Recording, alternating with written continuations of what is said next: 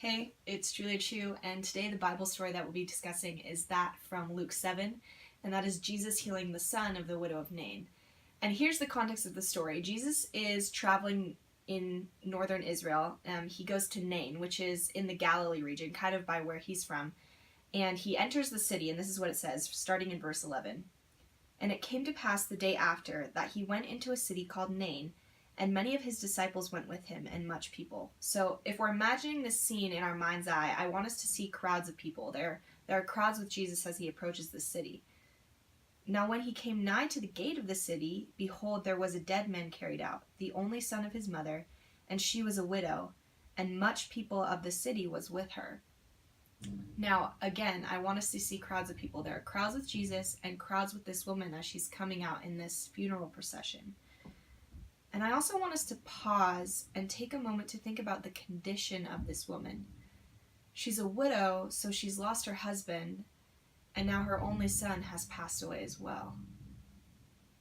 Think of the heartbreak.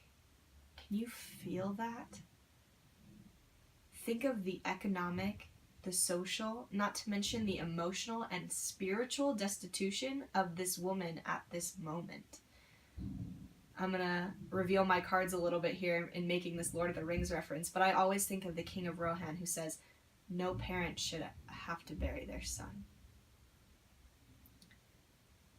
Verse 13, and when the Lord saw her, he had compassion on her and said unto her, weep not. So there are crowds with Jesus and there are crowds with this woman, and yet it says that the Lord saw her. He saw her among the crowd, and he had compassion on her. The Greek word for compassion that's used here is splongnidzomai, which is a funny word. It's a funny sounding word. And it means to be moved in your bowels. Because in the ancient world, they always talked about their feelings in their gut. We talk about them nowadays more in our chest, but they always talked about them in their gut. And Jesus has compassion on her, and he's moved in his bowels. What does that feel like? Imagine what that feels like. What does compassion feel like? Nowadays as well, we often talk about compassion in conjunction with empathy. That compassion is being able to look at someone else's story and see your story in theirs. And I wonder if that's not also what's happening here.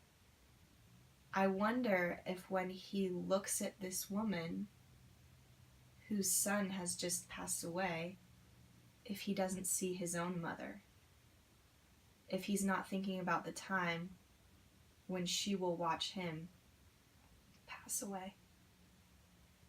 And because he's able to see his story in her story, he's moved in his bowels and has compassion on her and says, weep not.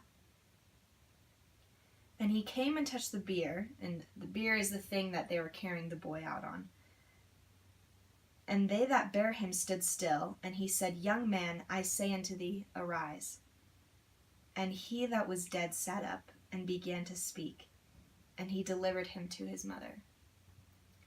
So Jesus raises this boy from the dead, and delivers him to his mother. But who else did he deliver that day? He delivered the woman from her economic, social, emotional, and spiritual destitution. And that is the power of Jesus Christ. That is the message of Jesus Christ. It's a message of compassion, of redemption, of empathy, and of the dead that shall rise again. Thanks for reading this Bible story with me. If you want more, please check out my blog, miraclesandmustardseeds.com, and I'll see you in my next video. Bye!